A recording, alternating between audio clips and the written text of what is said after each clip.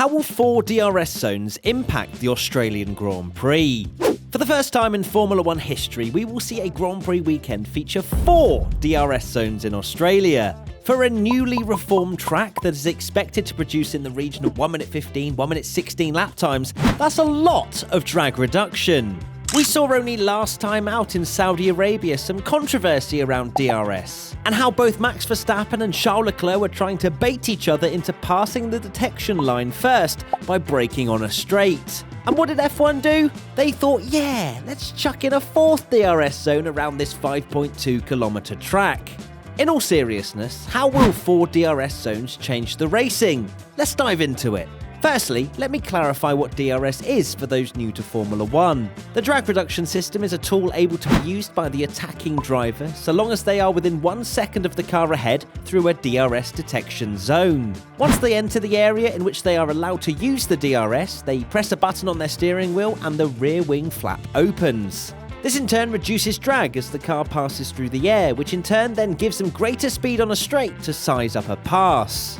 The key thing for me that I noticed is that although there are 4 DRS zones, there are only 2 detection points. What will this mean? Well, all the attacking driver will need to do is stay within 1 second out of turn 6 for the first detection zone, where they will then be greeted with a whole chunk of DRS from just past turn 8 all the way down to turn 9, and then automatically given another dose of it out of turn 10 up to the braking zone of turn 11. You might be thinking, wow Matt, that is a lot of rear wing being open already, isn't it?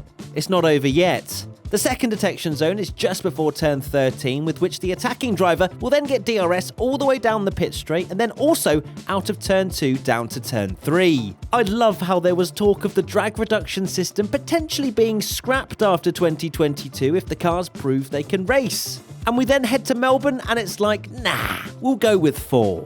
It could improve the racing, it really could. Drivers will have to think tactically as to when they go for the move. Do you try to make the move into turn 9 and then attempt to extend your gap with the benefit of the DRS down to turn 11? Or do you wait till turn 1 and try the same thing there? The problem I see is that there isn't a huge amount of opportunity for drivers to extend the gap past 1 second. This could mean we get an entire race of side-by-side battles, which I will gladly sign up for. But it could also go the other way and lead to a DRS train like we've seen in places such as Hungary, where the lead car, who may be running decently low downforce, can hold off the car behind, and then the rest further back can't do anything as the car they are trying to pass has the benefit of DRS. It is a very difficult job getting this right. Will 4 DRS zones be the way forward? I want to hear your opinion in the comment section right now. I appreciate them trying something different though. When you look at the stats for the Australian Grand Prix as a whole, there has been 1 on-track overtake for the lead. 1. Ever. It's worth trying something new, seeing if it works. If it's a complete disaster, then they know not to use 4 DRS zones again. This track, with the changes to the layout and also the extra DRS zone, could very well see its 2nd on-track overtake for the lead this weekend. We'll see.